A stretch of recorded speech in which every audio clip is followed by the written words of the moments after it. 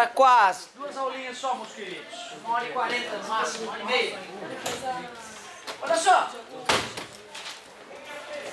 Pra galera que gosta da pancadaria, eu vou te falar que eu gosto de ver um pouco de sangue.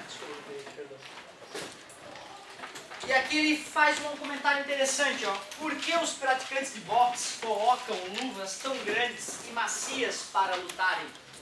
Vocês querem se matar de uma vez, né? Que bota uma luva com capa de vidro já de uma vez, né? Certo? Que nem nos filmes por aí, né? Fica mais prático, já dá uma, acabou com a luta. Na verdade, a ideia é justamente essa, né? É proteger o cara que está lutando. Porque se a luva não se deformar, na hora da pancada, o tempo de contato vai ser muito curto. E, já que impulso é força vezes tempo, para passar um certo impulso que eu gerei com o movimento de soco, se o tempo é curto, a força é grande. Força grande não só na cara do oponente, como na mão de quem bateu. Ou seja, com luvas menores, como era antigamente, quando nem tinha luva, na verdade, ou quando o cara enrolava um paninho na mão, às vezes começava a luta. O primeiro soco, mão quebrada, maxilar quebrado, tinha que parar a luta. E não sei se vocês sabem, o esporte hoje que mais gera grana no mundo é o boxe. Certo? É que a gente não está ligado, às vezes, não faz parte da nossa cultura, mas o boxe, ele gera mais recursos do que todos os outros, em função das apostas. Outra, as apostas em alguns lugares do mundo, elas não param quando a luta começa, elas continuam durante a luta, cara. Ou seja, o cara perdeu 5 rounds, meu Deus, vai perder e tal, tu não pode retirar a aposta que tu já fez, mas tu pode ir lá e, não, mas eu ainda aposto que ele vai virar, tu pode ir lá e meter uma grana na reviravolta da luta, tu vê que viagem, né? Então, tu vê, é fundamental para angariar recursos que a luta dure, que a luta seja um pouco longa. Então, os médicos, os engenheiros envolvidos com o esporte começaram a perceber que uma das formas de diminuir a rapidez dos nocautes e diminuir as lesões na mão e no rosto dos atletas é fazendo luvas mais macias, né, e maiores. Logo, assim ela deforma mais, fica mais tempo em contato. Quando o tempo é maior, para passar o mesmo impulso, a força de contato diminui. Beleza? No MMA, por exemplo, as luvas são bem menores, né? Certo? Só que, como não é só soco na cara, tem várias outras possibilidades, o cara fica recebendo menos impacto na cabeça. Eu fazia tempo que eu não via boxe, quando era guri, eu assistia a luta de boxe com meu pai. E depois com o MMA, como é mais prático, já está lá passando mesmo, né, tem canal especializado e tudo, então acabei ficando mais em contato com o MMA. Mas esses dias fui ver uma luta do esportista mais rico do mundo, né, o lutador de boxe, certo? Campeão mundial. Esse cara, que é colecionador de carros importados, de mansões e mulheres, tu vê, né, ele é poder só que pra cabeça, meu querido. O cara é ninja, né, cara? Só que eu fui ver a luta do cara, pensando, vai destruir o outro cara, né? Ele é o ninja, o outro cara é o normalzinho. Cara, eu fiquei apavorado. Os 12 rounds, pá, porrada na cara, pá, pá, pá. Os 12 rounds, os dois tomando porrada na cara o tempo inteiro. Aí eu percebi por que é um esporte que gera mais lesões, né, do que às vezes um esporte que parece muito mais violento, que pode dar cotovelada, que pode dar joelhada. Então tem esses aspectos aí. Vamos deixar a resposta técnica. Com luvas maiores e macias, o tempo de contato aumenta. E com isso,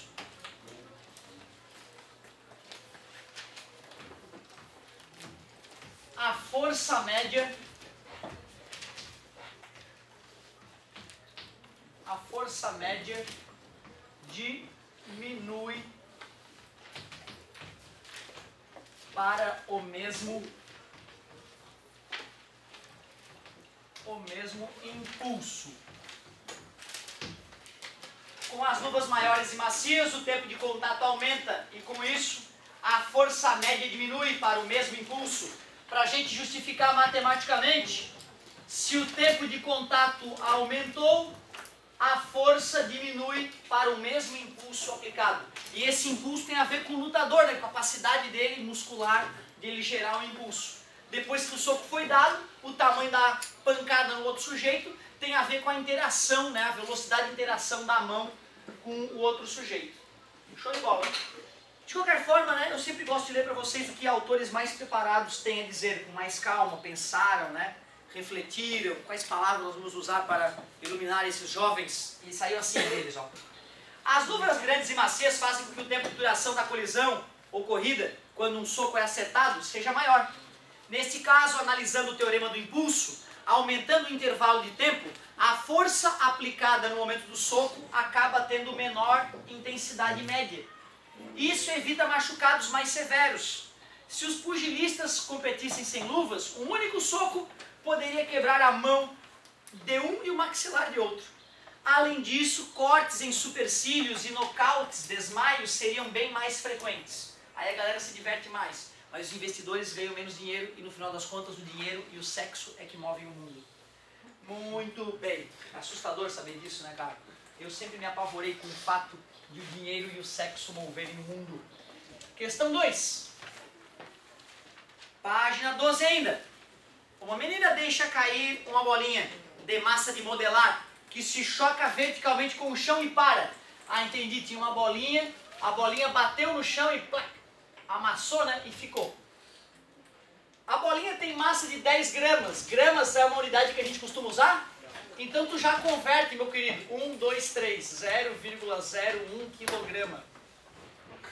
E atinge o chão com velocidade de 3 metros por segundo. Pode-se afirmar que o impulso exercido pelo chão sobre a bolinha é vertical e tem sentido.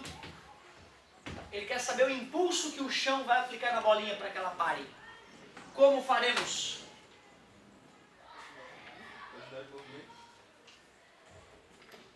Impulso é igual à variação da quantidade de movimento.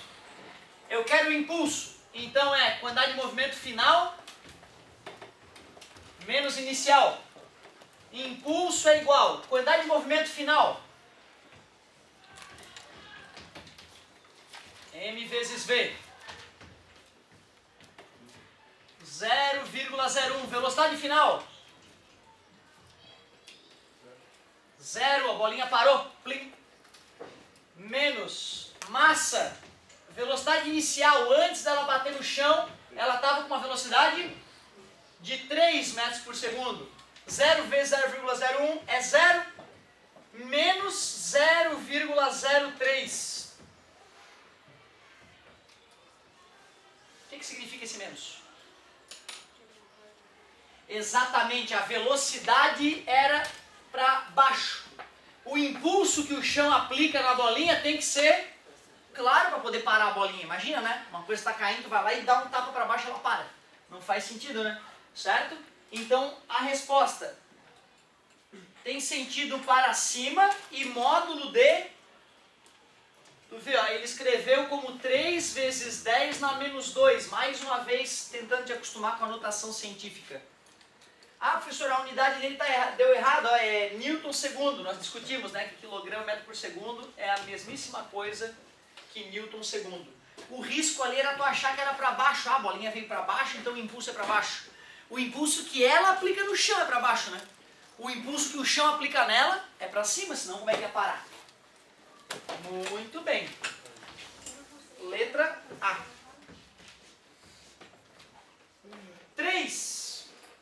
Um jogo de squash. Não sei se vocês sabem, aquele que é uma paredezinha, né? Tipo assim. Aí o cara com a raquetezinha, um pouquinho menor que de tênis, uma bolinha. O cara bate na parede, o oponente deixa bater, quicar no chão, pá. Vai lá e pá. Ou seja, quase um jogo de tênis, só que em vez de cada um ficar de um lado da quadra, os caras ficam do mesmo lado da quadra e em vez de uma rede tem uma parede. Certo? É bem divertido. Mais legal ainda eu acho que é o paddle, né?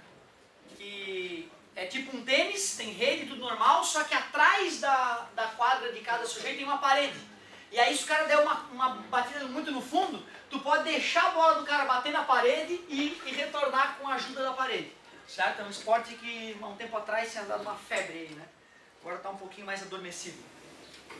E tênis, né? Eu gostei muito de tênis. Chorei muito quando o único professor de Imbituba que tinha de tênis foi embora e eu não pude mais jogar tênis. Mas pelo menos estou aqui, né? Estou aqui fazendo o que eu mais gosto. Não ia gostar muito de ganhar muitos milhões jogando tênis e depois ficar passeando pelo mundo. Isso não é legal. O jogo de squash resume-se basicamente em arremessar com uma raquete a bola contra uma parede e rebatê-la novamente. Dá pra brincar sozinho, também é legal. Se após o saque a bola chocar-se perpendicularmente contra a parede e voltar na mesma direção, o impulso da força exercida pela parede sobre a bola será... Olha que interessante a situação que ele criou. O cara está brincando de squash e por algum motivo bizarro ele jogou a bolinha bateu na parede e voltou na mesma direção, como se a Terra não atraísse a bolinha. Fenômenos paranormais. Ele não afirma qual é a velocidade antes e depois, ele só afirma que depois da reflexão na parede, a bolinha continua na horizontal. Ela bateu perpendicularmente na parede. Muito pouco comum isso acontecer. Se acontecer isso no teu jogo de squash, tu chama um vale para benzer a quadra. Letra A. O impulso que a parede aplicou na bolinha. Igual a zero, pois a energia cinética da bola necessariamente se conserva nesse caso.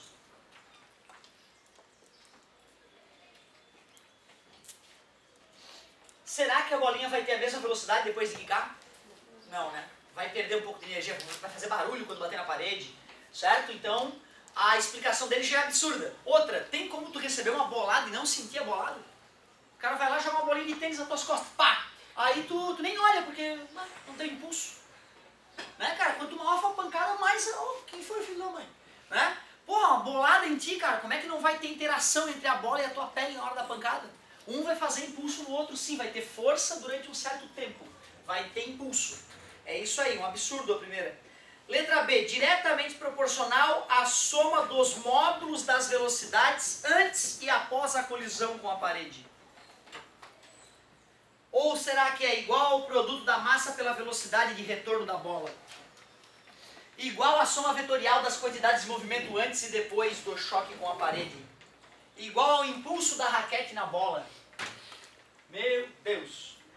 Galerinha, mais uma vez nós vamos ter que tentar usar o teorema do impulso e ver se vai fechar com alguma das afirmações. O impulso é a variação da quantidade de movimento. O impulso é a quantidade de movimento final menos inicial.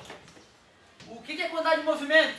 M vezes V final menos M vezes V inicial. Porém, aqui tem um momento perigoso. Nós temos que definir para onde é mais e para onde é menos. Vamos dizer que para a direita é mais? Então para a esquerda é menos. Então olha só o perigo. Essa velocidade vai ser uma velocidade negativa, concorda comigo? Se eu fosse fazer o teorema do impulso, impulso é igual a M vezes menos V final, que ela é negativa, menos M vezes V inicial. Mais com menos é menos.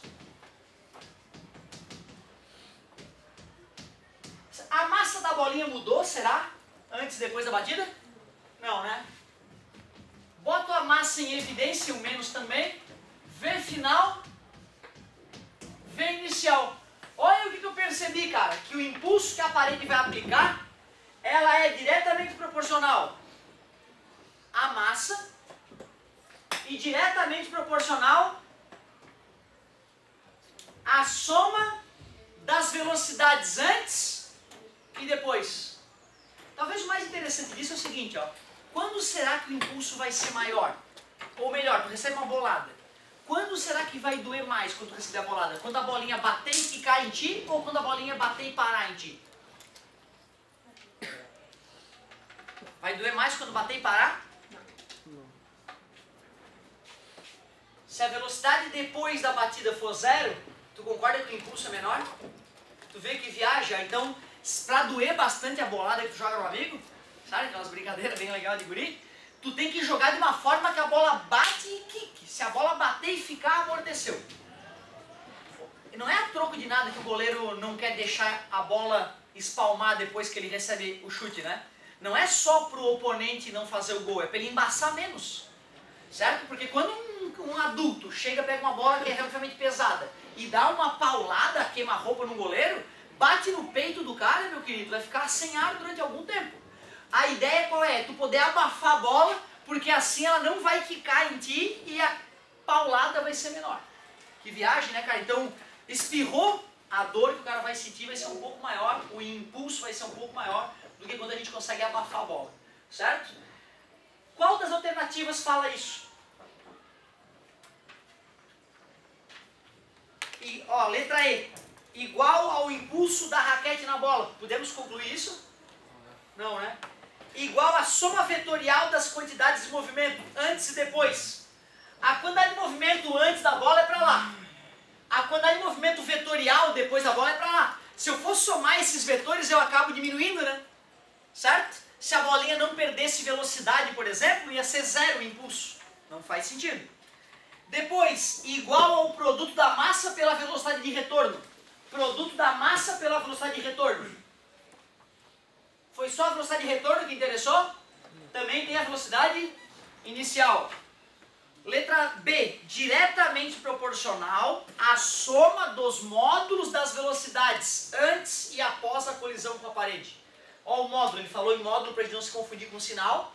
E realmente, né, diretamente proporcional à soma das velocidades. Jogou alguma coisa no objeto, essa coisa bateu e voltou. Para saber o tamanho da pancada, eu tenho que saber não só a massa do objeto que ficou, mas a velocidade de chegada e de saída. Essa questão era chatinha. Tu vê teórica, ABCDE, vai ser gostosinho. Essa aí o cara tem que ter uma boa noção de física para matar. Letra B. Questão 4. Uma torneira colocada a uma altura de 0,8 metros do solo, não estando bem fechada, goteja. É mais ou menos como a tua carteira está com um furo e está escorrendo dinheiro pela tua carteira com o passar do tempo. Certo? Para a galera que não toma cuidado com isso, é isso. Tu olhar uma torneira pingando e não fechar ela é deixar o teu dinheiro indo embora. E não só o dinheiro, né, cara? Porque a água, tu sabe, né? São Paulo a coisa já tá feia. Vai ficar feio para nós daqui a pouco também, fica ligado. Principalmente eu era um cara que eu lembro quantas vezes, cara, eu fiquei com o banheiro aberto, assim, com o chuveiro aberto, pensando na vida debaixo da água. Cara, meu Deus, quantos milhares de litros de água eu joguei fora nessa vida. Eu vou pro inferno, mas sem dúvida. Só a quantidade de água que eu joguei fora, água boa, que é pelo meu ralo, por ignorância.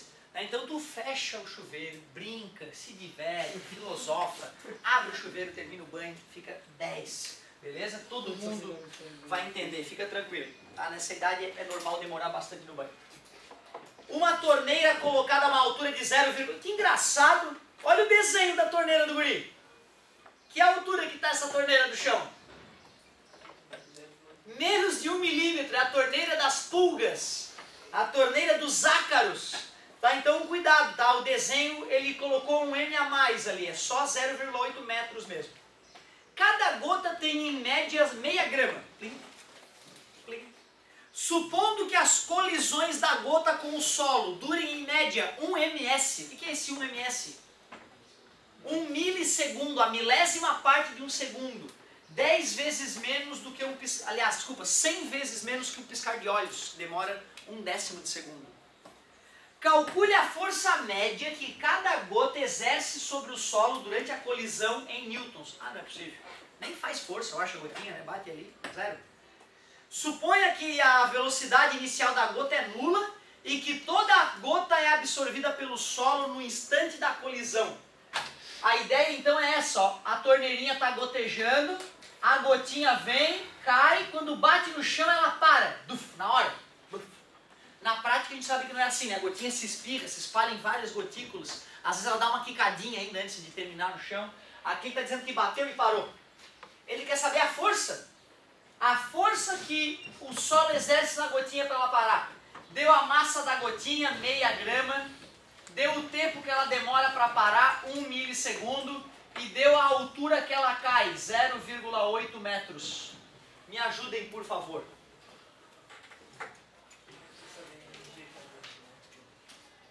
Precisa saber? Legal, pode ser, né? Mas por que a gente vai precisar achar a energia potencial gravitacional da gotinha?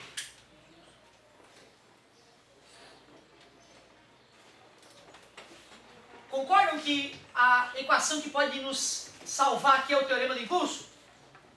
Impulso é final menos inicial. Impulso é força vezes tempo. Quantidade de movimento, m vezes v. Tem aluno, cara, que depois de fazer muito exercício, ele já para de escrever isso, ele começa a escrever isso aqui já. Não é toda equação que vai ter que usar tudo isso, né? Mas às vezes tá aí com esse cacuete já, teorema do impulso, uf, escreve ele, pode agilizar a tua vida. Uma questão discursiva de vestibular, tu faz tudo pra ficar bem bonito, tá? Tu até poderia fazer um comentário, ó. Tu bota a setinha pra dizer que é... Aí aqui tu fala, como trabalharemos na vertical, poderemos ignorar o caráter vetorial. Aí por isso que a setinha some, entendeu? Aí vai elevando o nível da tua solução. Se é uma ABCD idiota lá que só vai ter que fazer a conta pra ti, vai direto pra cá, pô. Força. Não sei. Tempo de contato. Parabéns. Vou colocar 10 na menos 3, pode ser? Vou colocar o 10 na menos 3. Massa da gotinha. Isso, eu vou colocar 0,5 vezes 10 na menos 3. Tu concorda que dividir por 1000 é 10 na menos 3? Velocidade da gotinha. 0, né? Parou, né? Bateu no chão e parou. Massa da gotinha. 0,5 vezes 10 na menos 3. Velocidade da gotinha antes de bater no chão. Como é que eu vou descobrir a velocidade da gotinha antes de bater no chão? Era aquela tua ideia original. A energia potencial gravitacional se transforma em energia cinética durante a queda, obrigado? mgh igual a m v ao quadrado sobre 2. Cortou as massas, a gravidade 10. A altura que a gotinha cai 0,8 igual a v ao quadrado sobre 2. Está dividindo, passa 8 vezes 2, 16. E a raiz de 16, descobrir com que velocidade a gotinha bate no chão. E agora sim eu posso completar o teorema do impulso. Esse cara aqui vai dar 0. Tu concorda que o 10 na menos 3 de um lado vai eliminar o 10 na menos 3 do outro? A força ficou igual a menos 0,5 vezes 4, 2. Por que menos 2 newtons?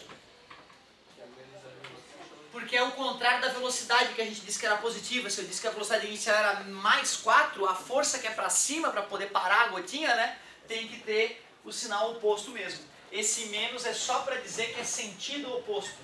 De baixo para cima a força atua.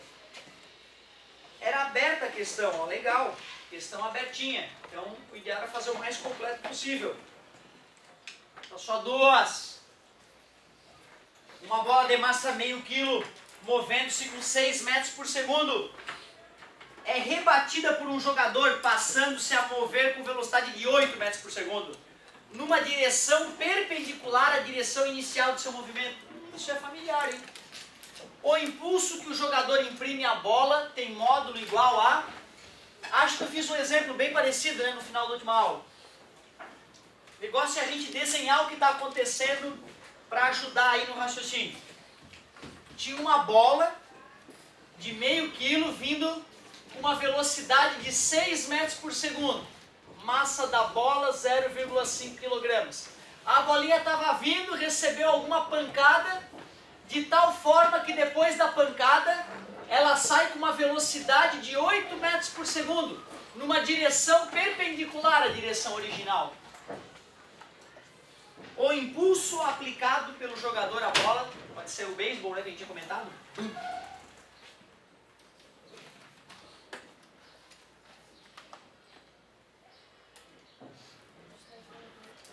E isso pode ser quantidade de movimento. Quantidade de movimento, M vezes V. Para organizar, podemos chamar de início e de fim. Pode ser inicial, massa da bolinha, velocidade inicial. Quantidade de movimento inicial, 3 kg metro por segundo. E agora? Quantidade de movimento final é a massa vezes a velocidade final, 8. Quantidade de movimento final, 4 kg metro por segundo.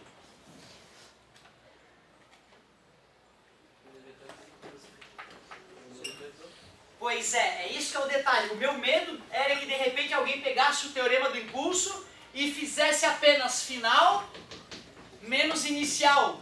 A pessoa ia fazer 4 menos 3 e ia dar 1, que seria um erro. Porque esta equação é uma equação vetorial. E subtração de vetores é um vetor menos o outro.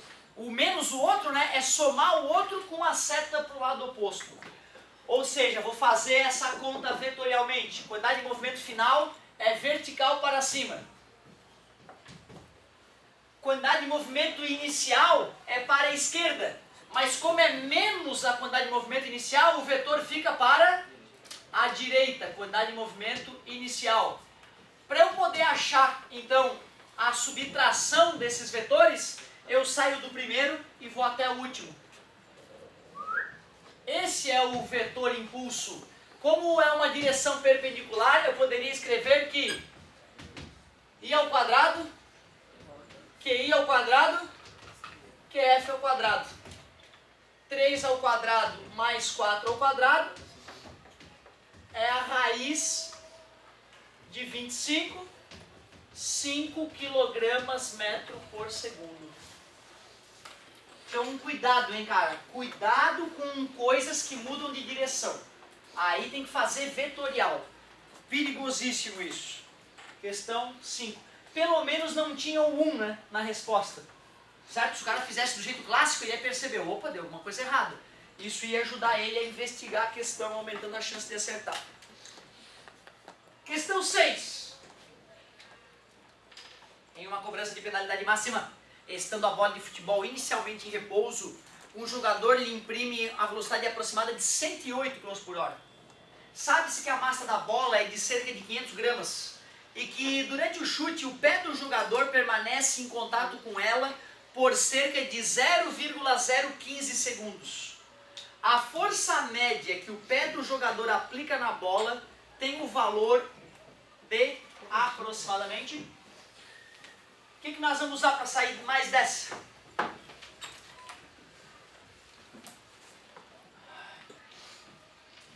Bola inicialmente parada, o cara vem, dá uma bicuda, a bola sai com uma certa velocidade, 108 km por hora. Disse a massa da bola de 500 gramas e ainda falou que o tempo de contato entre o pé do jogador e a bola eram míseros 0,015 segundos, 15 milésimos de segundo. Qual é a força que o pé do cara exerce na bola? Transformar a velocidade, ótimo. Dividiu por 3,6, dá 30. Ótimo, garoto. Massa para quilogramas, divide por 1000, 0,5 quilogramas. Muito bom. Tem a ver com quantidade de movimento. Quantidade de movimento de quem? Pode ser, vamos calcular a quantidade de movimento da bola, antes ou depois do chute? Antes ela estava parada, então a quantidade de movimento inicial é 0. Quantidade de movimento final, então, M vezes V. Massa da bola, meio quilo. Velocidade da bola, 30 metros por segundo. Após o chute, 15 kg metro por segundo é a quantidade de movimento da bola. Muito bem. Parabéns, o impulso é igual à variação da quantidade de movimento, final menos inicial, logo é o próprio final, né, já que não tem o inicial, quilograma metro por segundo, achamos o impulso. Impulso é força vezes tempo, morreu. Tu vê, eu poderia ter partido daquela fórmula, força vezes tempo é m vezes v menos m vezes v, certo? Já jogaria tudo numa equação só e isolaria a força. Assim eu acho mais legal, parece que fica mais palatável, o cara faz uma, aí tranquilo faz outra, aí usa o teoremazinho, já matou mais uma. Impulso é força vezes tempo. O impulso é 15 newton segundo, a força eu quero descobrir, tempo de contato 0,015. Está multiplicando, passa dividindo. Um número tem 3 casas após a vírgula a mais que o outro, logo ele é 1000 vezes maior. Ah, será possível um pé fazer 1000 newtons? Será que não quebra o pé do cara? 1000 newtons seria uma força equivalente a... Segurar que peso? Que massa, desculpa? 100 quilos, né? Certo? Segurar um saco de cimento não é fácil, cara. Que tem 50 quilos. 2 sacos de cimento em cima do pé do cara? tranquilo, né, cara? Primeiro que pra mim deve ser um profissional que faz isso diariamente. Os ossos vão ficando mais resistentes, cada bicuda que tu dá na bola e o teu pé dói. Ocorreram mini fraturas na rede óssea, o osso é poroso. À medida que ele vai fraturando, cada recalcificação deixa ele um pouco mais forte, um pouco mais espesso. Aí tu pega um cara que nunca fez esporte e pega um cara que está 10 anos fazendo esporte. Tira a radiografia, cara, a espessura dos ossos é outra e a densidade do osso é outra. Ou seja, além de ele ser mais espesso, mesmo que ele não fosse mais espesso, tem mais cálcio ali, tem mais... Cálcio é um metal, não se esqueçam, né, galera? Às vezes fala, o Wolverine tem o esqueleto metálico. Sim, teu esqueleto o que é? Não é metálico o teu esqueleto? Cálcio é o quê? É um ametal, certo? Então cálcio é um metal, o teu esqueleto é metálico, certo? Não é de adamantium, né, como o do Wolverine, mas é metálico. E o mais legal, cara, quando tu vai fazendo força com o teu esqueleto, com o passar dos anos ele vai engrossando, vai ficando cada vez mais forte. Aí tu pega lá um halterofilista lá dos 40 e poucos anos, né? Esmurra o tijolo e quebra o tijolo. Isso é aceitável sim, mas é porque ele faz isso há muito tempo, foi aumentando a carga de tijolos que ele quebrava aos pouquinhos. As fraturas que foram ocorrendo na mão, fraturas não totais, né? Fraturas diminutas, vai recalcificando, vai ficando poderoso. Aí depois de 20 anos treinando, tu que é normal, olha um cara desse que está num nível de atletismo enorme, né? Pensa que é sobre-humano, o cara é alienígena. Não, é treino e esforço. É que nem o músculo então, que ele vai... Sim, só que o músculo ele pode reagir muito rapidamente. O músculo, cara, ele melhora, a cada semana teu músculo fica mais poderoso. Só que a parte de osso e a parte de tendões demoram meses para ficar bom. Por isso que quando o cara começa a fazer academia, o instrutor tenta acalmar o jovem para ele primeiro fazer 2, 3 meses devagarzinho para depois dar um gás, né? Porque se tu só chega dando gás, a chance de arrebentar um tendão ou até de quebrar um osso, porque ainda não está tão forte. Teu músculo ficou bom, um mês pro outro teu músculo bombou, mas demora as outras partes, por isso tem que dar uma esperadinha para poder dar um gás mesmo. Um goleiro de futebol, quando ele toma com a mão, o osso... Sim, depois de muita, né, uma pancada, cara, deixa a mão do cara dormente. Né? Eu lembro que eu agarrava quando era mais novo, dependendo da paulada, meu Deus, a mão adormecia. Ocorre a mesma coisa, são mini fraturas. Só que, né, dá aquela adormecida, mas não é uma fratura total. Claro, pegando na ponta de um dedo pode arrebentar, né? Eu tenho um primo meu que teve que operar um dedo, porque estava agarrando, a bola pegou aqui, né? O dedinho foi pro lado, teve que operar, botar a pina no dedo. Mas se a gente for pensar, qualquer esforço um pouco maior, tá irritado. Ali microscopicamente houve algum tipo de dano no osso. Só que é um dano aceitável e 2 dias depois está um pouquinho melhor. Se tu continua todo dia fazendo isso, tira só com uma mão. Radiografia das 2 mãos. Cara, é inacreditável. O osso justamente solicitado vai estar bem mais forte do que o osso não solicitado. Certo? Jogando sinuca com meu pai uma vez, né? Eu com 12, 13 anos, morava sozinho com meu pai. Imagina, um guri de 12, 13 anos morando com um pai. Isso dá merda, pode ter certeza. Resumindo, quinta-feira à noite, os meus amigos vêm aqui jogar sinuca. E só tem 2, mas precisaram fazer a dupla. Então eu era, na verdade, um elemento importante para completar o jogo de sinuca. Quinta-feira à noite, imagina, os adultos bebendo e eu servindo bebida para os adultos. E tinha prova de geografia na sexta, bem saudável. E pior, como eu era mais novo, estava jogando com algum adulto contra uma dupla de adultos. Então a pressão psicológica era imensa, né? O cara ia jogar a última bola do jogo, não pode perder, meu Deus, tinha aquela pressão, ficava tremendo nas bases. E aí, pressão psicológica, errei uma bola idiota assim, e a dupla perdeu. Puta, eu odeio perder, né, cara? Eu fico puto em perder. Aí tinha uma banquetinha do lado, que merda! E senti que alguma coisa deu errado. Naquela ocasião eu tava com o pé esquerdo quebrado. Mas como eu tava no meio dos adultos, né, com 12 anos, tu é muito macho, fiquei quietinho e tal, continuei a jogar com o pé quebrado e com a mão doendo. Aí na segunda-feira eu ia tirar o gesso do pé. Fui tirar o gesso do pé e pedi pra ele dar uma conferidinha. Pedi dar uma conferidinha na minha mão. Puta, cara, eu tinha quebrado a porra da mão. Imagina que coisa idiota, cara, que bicho burro, cara. Não sei perder. Quebrei a mão. Certo? Então tem que tomar cuidado. Antes de dar uma porrada muito forte, antes de brincar de quebrar as coisas que nem no filme, tem que ir treinando e aumentando a dosagem, a carga aos pouquinhos. Certo? E a melhor coisa é autocontrole, uma coisa que eu tenho dificuldade. Certo? Mas o ideal é isso, né? Aprender a perder o quanto antes. Isso é interessante. Galerinha, acabou a tarefa? Yeah! Comentáriozinho rápido e deu. a tua próxima tarefa vai ser página... Vamos fazer a página 17 de tarefa. E eu vou te comentar qual é a técnica que tu vai usar para resolver essa página 17.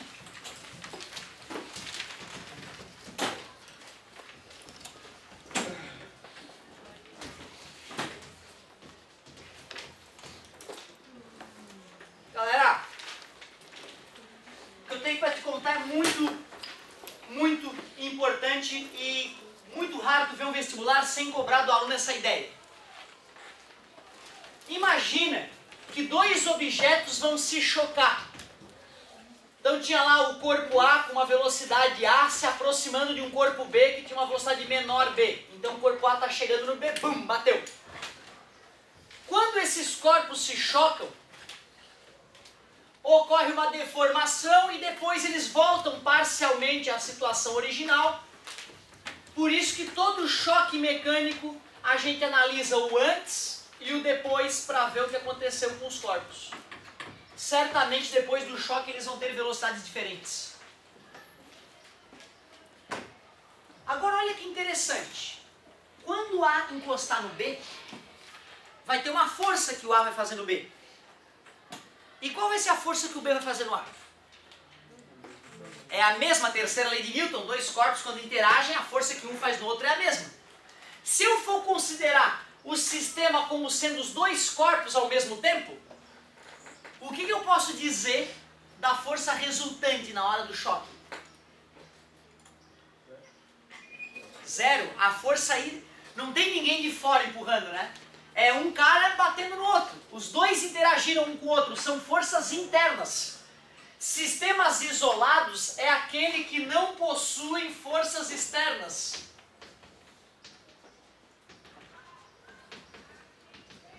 Forças externas. Peraí. Forças externas. Nós acabamos de usar várias vezes o teorema do impulso, que diz que impulso é a variação da quantidade de movimento. Impulso é força vezes tempo. Qual é a força externa? Zero. Zero vezes T. Cara, todo sistema isolado do mundo, a variação da quantidade de movimento é zero.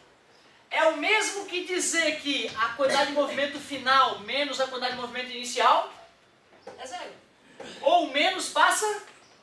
A quantidade de movimento inicial é igual à quantidade de movimento final.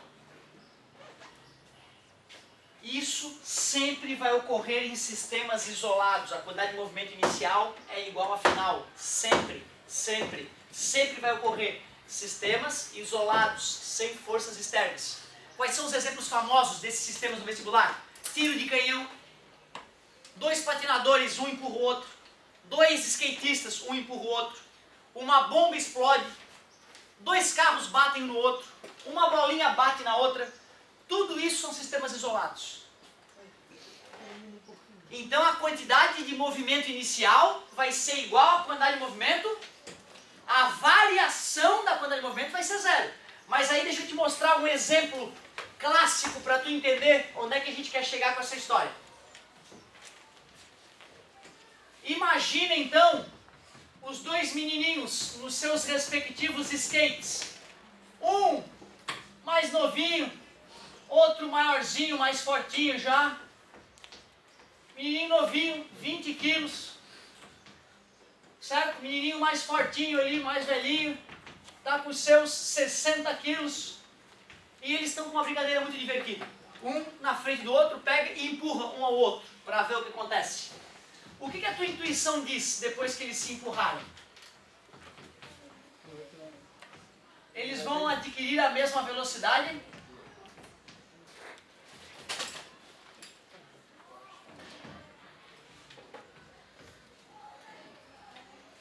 Vamos ver? Dá para considerar que os meninos na hora do empurrão formam um sistema e um sistema isolado, a quantidade de movimento inicial é igual à quantidade de movimento final. O início é formado pelo menino 1 mais o menino 2. O fim é formado pela quantidade de movimento do menino 1 mais a quantidade de movimento do menino 2, no fim. O que é quantidade de movimento? A galera do terceirão não aguenta mais ver eu escrever essa equação, porque sempre que é problema de sistema isolado, a equação fica m vezes v mais m vezes v é igual a m vezes v mais m vezes v mais m vezes v, sempre assim. Menino 1, menino 2, no início.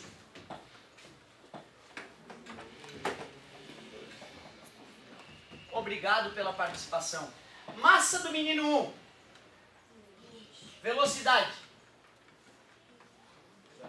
0, parabéns, galera, viu? Eles estavam paradinhos antes do empurrão. Foi o que eu havia dito. 60, 0. Na verdade, como eles estavam parados no começo, eu poderia ter colocado 0, como o amigo tinha sugerido. Massa 1. Velocidade dele. Não sei. Massa do cara 2. Velocidade dele. V2. Ficou 0 é igual a 20 V1 mais 60 V2. Menos passar, mais passar para cá, menos 20 V1 é igual a 60 V2. Se eu quiser isolar o V1, conclusão.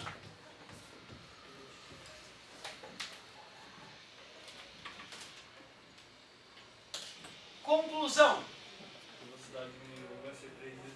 A velocidade do menino 1 vai ser 3 vezes maior que a velocidade do menino 2. Por quê?